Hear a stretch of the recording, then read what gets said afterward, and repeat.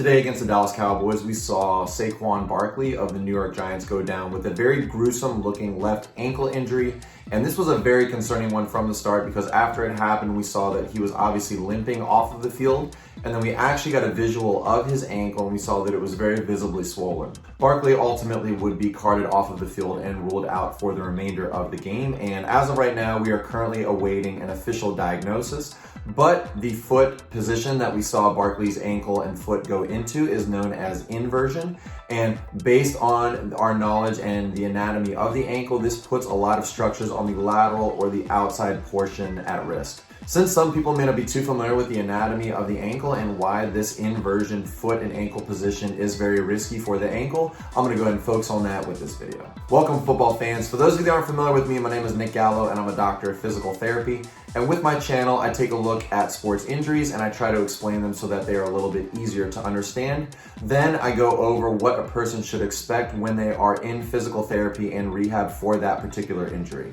If you like today's video and you find it informative, please hit that thumbs up and subscribe to the channel because I will be making more videos in the future regarding sports injuries, rehabilitation, and other physical therapy related content. Also, if you have any comments or questions, please leave those in the comment section below. Now we can see right here in the video that as Barkley is running across the field, he is going to step right here and his foot is going to land very awkwardly. And this looks like to be one of those very classic ankle sprain positions where the person's foot is just going to roll inwards. Now here I have a model of the foot and ankle, and so this tibia bone right here is the bone that we often associate with as the shin is going to come on down and actually form the inside portion or the medial portion of the ankle. This is that bony knot that we feel more on the inside of the ankle.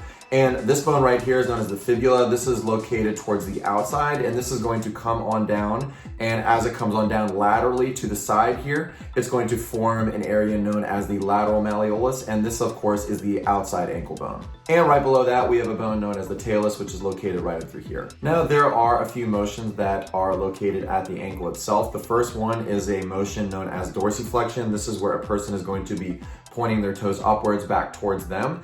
Then another motion, the opposite of that, is known as plantar flexion, where a person will be pointing the toes down like this.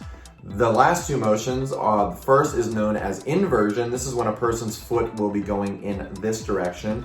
And finally, the last motion is known as eversion, where a person's foot will be pointed outwards. Now, there are norm values for all of these motions, but the one that we are predominantly concerned with here is inversion because that is the position that we saw Barkley's ankle go into at the time of the injury. Typically, a norm value that we see for inversion is about 30 degrees. So as a person's foot is going to move in like this, usually it will stop at about 30 degrees because they have their ligaments and everything on the outside preventing that motion inwards. In the video and during the actual injury, we see that as Barkley steps, this is when his foot goes well beyond that 30 degrees of inversion. Now, when a person goes beyond their norm value of inversion, this is going to put all of those structures located laterally or on the outside portion of the ankle at risk.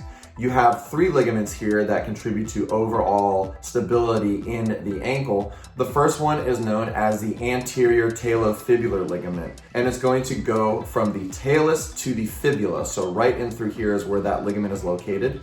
Then as we move a little further back on the ankle, there is a ligament known as the CFL or the calcaneofibular ligament. And this is going to go from that calcaneus bone up to that fibula, so located right in through here. And finally, on the back of the ankle, there is a ligament known as the posterior talofibular ligament. It's called the posterior talofibular ligament because it is located posterior or more towards the back of the ankle. And it also goes from the talus to the fibula, just about right in through there. The most common ligament that we see injured in these inversion ankle sprain positions is that anterior talofibular ligament, or the ATFL for short. And you can see that as a person's foot goes into that inversion position, that is essentially going to try to separate that lateral portion of the ankle. This is particularly possible when a person's foot is located a little bit more plantar flex and inverted like that. And we sort of see that in this particular injury. Now, of course, we saw a lot of swelling on the sidelines with Barkley's injury. So Another thing worth mentioning, of course, is there is a very big possibility that he does have a fracture along that outside portion of the ankle as well. This is known as a malleolar fracture, so this is a fracture that is going to affect that lateral malleolus. As of this time, once again, we don't know officially whether or not he has a bone involved in this injury, but we do know that he did have significant swelling along that lateral portion of the ankle, and that is something that needs to be ruled out with some imaging such as an x-ray. If this is truly just a ligament injury or an ankle sprain, then there is a grading system that will grade the severity of these injuries, and that grading system is grades 1, 2, and 3. Now, in a grade 1 ankle sprain, you're going to get a stretching of that affected ligament, but there won't be any tearing. In a grade 2 ligament injury, you're going to get stretching and micro tearing, partial tearing of that affected ligament.